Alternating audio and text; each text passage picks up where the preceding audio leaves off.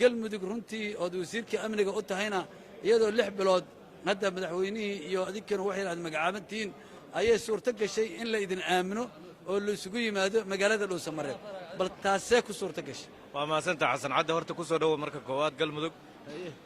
waxaad ku soo dhawaanaysaa si nabadgelyo galmudug nabada galmudug dadkeedu midaysan yihiin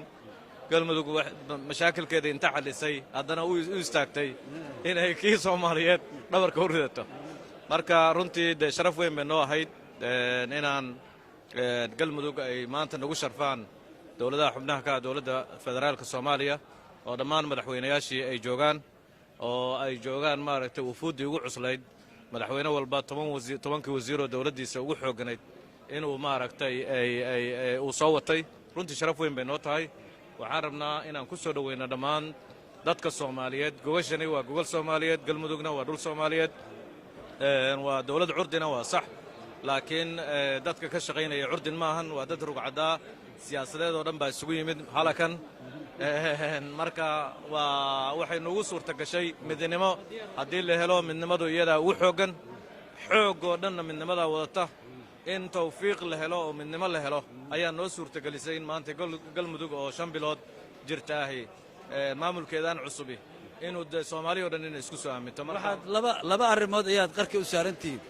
inaad guulaysataan oo la yiraahdo galmudug waa meeshii ay ka bilaabatay guusha iyo isfahamka waddanka iyo in aad meeshii aad la yiraahdo galmudug waa meeshii ay ku kala tageen xubnihii marka maxaad samaynaysaan markaas oo kale horta dhul dib u heshiisiin dhul barakaysan weeye dhul dib u heshiisiin iyo midnimo weeye dhul is-afgarad iyo maaragtay haddii aan gogashaan laga rajaynayn wax badan la iskuma yimaadeen waxaadna og tahay dawladaha xubnaha ka dawladda federaalka inaysan kulmin muddo sanad iyo 2 bilood waliba 14 bilood ma aanay kulmin dawladda federaalka iyaguna 14kaas bilood maanaysa arkin marka tani waxay bilow u tahay oo fura u tahay is-araggani isaga laftirkiisu dib u heshiisiina isaga laftirkiisu iswaafaqida waayo 1 sano iyo 2 bilood baa la kala maqnaa uma malaynaya marka wakhtiga xasaasiga ah oo lagu jiro iyo xilli muddada ka harsan dawladaha hay'adaha dastuuriga federaalka wakhtiga ka harsan in dawladaha xubnaha ka dawladda federaalka ay wax isla diidi doonaan tan kale